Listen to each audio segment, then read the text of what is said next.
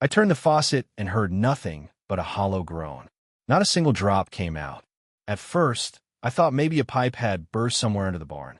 But then I glanced across Maple Drive, and there she was, Janet Whitfield, robe cinched tight, watering her prize-winning roses with a brand-new hose, sipping cucumber water like she was queen of the block. Right then, I knew. Something was off. In 15 years, my well had never failed me once. It fed my house, my cattle troughs, my vegetable beds, and most importantly, it powered the emergency pump that the Hillside County Fire Department depended on during wildfire season. And now, dead dry. My tanks were bone empty, my cattle restless, and my underground pump silent. I raced to the shed. A fresh padlock stared back at me, with a laminated HOA tag zip-tied to the handle. Across the street, Janet waved her hose like a victory flag, smirking as if she'd just won a game I didn't know we were playing. Then she called out over the fence, smug as ever. The Cedar Creek HOA has shut off your well to enforce fair water usage. You're welcome. She had no idea what she'd just done. 5 years ago, after a brush fire nearly swallowed this neighborhood, I signed a lease with the fire department. They installed an emergency pump on my property to tap my well during dry months. It was a lifeline, legal, on the books, vital. And Janet had cut it off because she didn't like how green my lawn looked compared to hers. It was barely 9 a.m., and my day was already spinning sideways. I called the HOA office, voicemail. I drove down there, locked doors, handwritten sign, closed today for water use review. We'd never even had a water committee before. I rang up Bill Sanders, one of the few sane folks on the HOA board. His voice dropped to a whisper when he answered. She just did this on her own, Luke. She calls an emergency water subcommittee. Said climate change gave her the authority to redistribute water. Nobody voted. Nobody even saw an email. Back home, my heifers were huffing at the dry trough. Irrigation timers blinked error codes. The sun was barely up, and my crops were already crisping. This wasn't an inconvenience. It was theft. And worse, it was sabotage that threatened public safety. I grabbed my fire department contract, my property deed, the pump installation permit, every scrap of proof I had, and drove straight to the fire station. Chief Darrell Benson met me at the gate. His first words nearly made me drop the folder. Luke, did you shut off your well already? He explained the crew had come by for a routine flow test before next week's wildfire training drill. Couldn't get a single gallon to pull. They thought I was doing maintenance. When I told him Janet locked me out, he didn't even crack a smile. His jaw set like concrete. That well is listed in our response plan. No water, no drill. If a fire starts during the burn, response is delayed. If this isn't fixed in 48 hours, I'm filing a complaint with the county and issuing a safety alert. And trust me, people don't mess with fire infrastructure and walk away clean. That evening, I found Janet sweeping pine needles from her driveway, wearing a sun hat and a floral apron like she was filming a gardening show. I asked calmly why she shut off the well. She beamed like she'd just saved the planet. Your sprinklers run every morning. It's wasteful. We can't have hoarders in a community drought. I explained the cattle, the irrigation, the fire department's lease. She rolled her eyes so hard I thought she'd sprain her neck. They should have applied to the HOA like everyone else. And with that, she turned her back and hummed to herself while arranging flower pots. I barely slept that night. Instead, I dug out every legal record I had. My property deed dated back before the HOA even existed. I printed the fire contract, pump specs, county zoning maps. I highlighted every clause that proved they had no jurisdiction over my well. At dawn, I dropped a 3-inch thick packet on the HOA's front desk. The receptionist stared at it like I'd handed her a dead raccoon. An hour later, Bill called again. Luke, she's furious. She's telling everyone your well was built with HOA funds. She's lying. I was there when you got that county permit. There was no vote to shut you off. She made that up too. This wasn't just HOA busybody nonsense anymore. It was fraud. It was direct interference with public safety infrastructure. It was about to be on the 6 o'clock news. That afternoon, a block number called. Another board member, voice shaking. Look, I can't be seen talking to you, but you need to know. She's planning to claim the fire department lease is fake. She's going to present fake documents at the next meeting. She needs the extra water because her rose garden's up for a state beautification award next week. She'd cut off an emergency well to water her tulips. Unreal. But she didn't realize I wasn't alone. I had a fire department, the deed, and now her own board turning against her. The clock was ticking.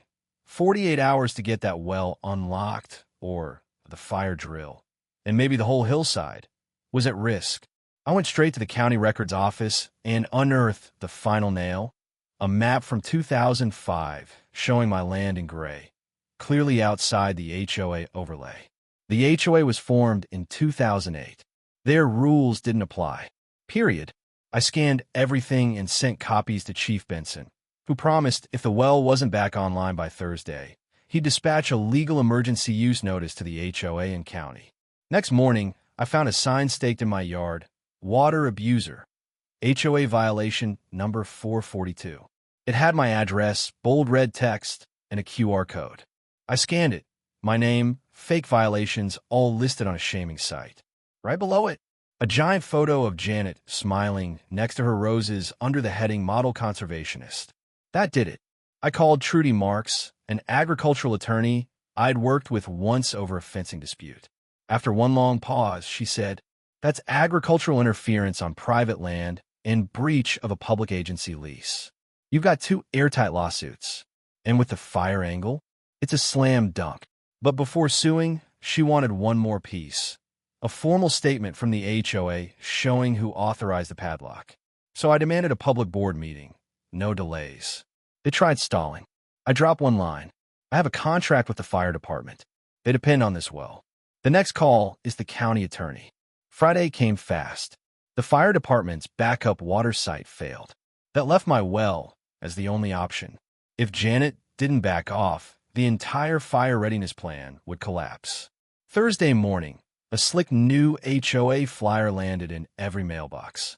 It listed my address again, calling me an unauthorized agricultural user.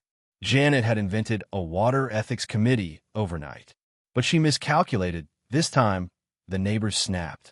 Greg Thompson, who'd lived here since it was all pasture, walked over and handed me a faded manila envelope. Inside, maps showing my parcel had always been separate. I'm sick of her crap. Use this. Friday's HOA meeting was standing room only.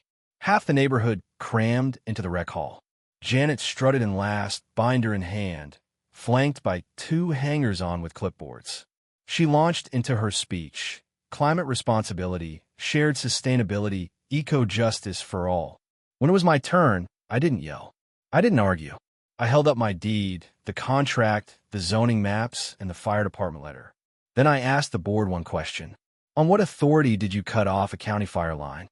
For the first time since she'd started this mess, Janet stuttered. Then she doubled down, said the well was built with HOA money. It wasn't. Said the lease was fake. It wasn't. And claimed my livestock operation was illegal. It wasn't. Grandfathered in 20 years ago. And then Bill stood up. Janet, stop. There was no vote. No committee. You made this up. You posted fake minutes and locked up a private well that predates the HOA. That's abuse of power. And it stops now. The president, Victor Morales, cleared his throat and said calmly, pending legal review, the board reverses the shutoff immediately. Fire department access is restored. Meeting adjourned. Janet slammed her binder shut and stormed out. No applause this time. No support behind her. Just stunned silence and a few smothered laughs. At dawn Saturday, fire trucks lined up at the pump house. Chief Benson himself turned the new lock. This one had an official county seal. Water flowed like it never had before. 2 of Janet's cronies came stomping up, barking about community water theft. Benson didn't even look up. Take it up with the county. Or don't. Either way, step aside. They did. Fast. The drill went smoothly until Janet, desperate for one last stunt, showed up at the burn perimeter, yelling through a megaphone that the water was contaminated. When deputies blocked her, she ducked under the caution tape, lunged at the pump control, and yanked the emergency shutoff. For a heartbeat, hoses went limp. Flames surged. Crews shouted. Chief Benson tackled the lever back open just in time to stop the fire from leaping to a backyard fence. She was arrested on the spot, cuffed in front of half the county. Neighbors clapped. Some filmed. And this time, nobody believed a word out of her mouth. The aftermath was swift. Trudy filed 2 suits, one against Janet for trespass, defamation, and interference with emergency services, another against the HOA for failing to rein her in. The county DA opened a criminal probe. Local news splashed the footage of her sabotage everywhere. Her face, her roses, her meltdown. Within a week, the HOA stripped her of every position. She tried to fight back, but nobody was listening anymore. A month later, a battered for sale sign appeared on her lawn. She packed up and left without a word. Her garden withered. Her legend? Dead. My well runs clean again. The fire department upgraded the contract. Now, they have automatic 24/7 access, no padlocks, no permission slips. Last week, Chief Benson delivered a new sign, bolted right to the pump shed. Community Lifeline. Emergency use by county ordinance. Below it, another plaque reads, protected by law. No HOA access. And so I stand by the trough at sunrise, cattle calm, water glistening.